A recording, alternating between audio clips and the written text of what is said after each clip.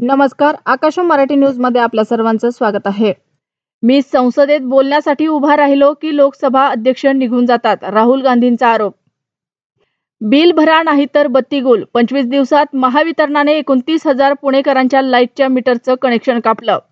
गाड्या पकडणं, पैशांच्या पेट्या आणि निलंबन होताच पोलिसाचे परळी विधानसभा निवडणुकीबद्दल धक्कादायक दावे। मुंडेंच्या अडचणी वाढणार। ईशान किसनने पाकिस्तानच्या कर्णधाराची खिल्ली उडवली। विकेट किपिंगवर केली जोरदार टीका, व्हिडिओ व्हायरल। आयुष्यभर साथ देण्याचं वचन महिनाभरात मोडलं। पतीचा अचानक मृत्यू, नवविवाहितेचा आक्रोश पाहून सारे सुन्न।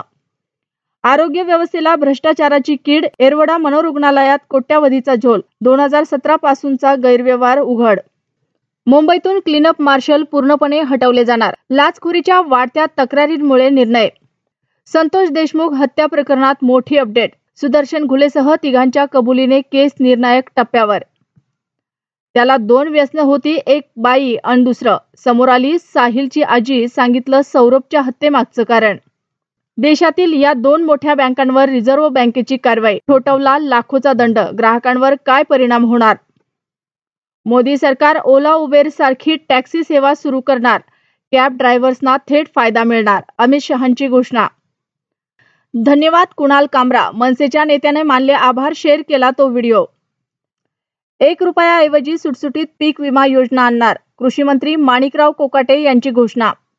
कर्करोग आणि मधुमेहाच्या रुग्णांना धक्का, सरकारच्या नियंत्रणात असलेली औषधे महाग होऊ शकतात। विरोधकांच्या डोक्यात फक्त कबर आणि कामराज, मुख्यमंत्री देवेंद्र फडणवीस यांचा निशाणा। अशाच नवनवीन बातम्या पाहण्यासाठी आमच्या आकाश मराठी या न्यूज चॅनलला सबस्क्राईब करा। बातमी आवडल्यास बातमीला लाईक आणि शेअरही करा।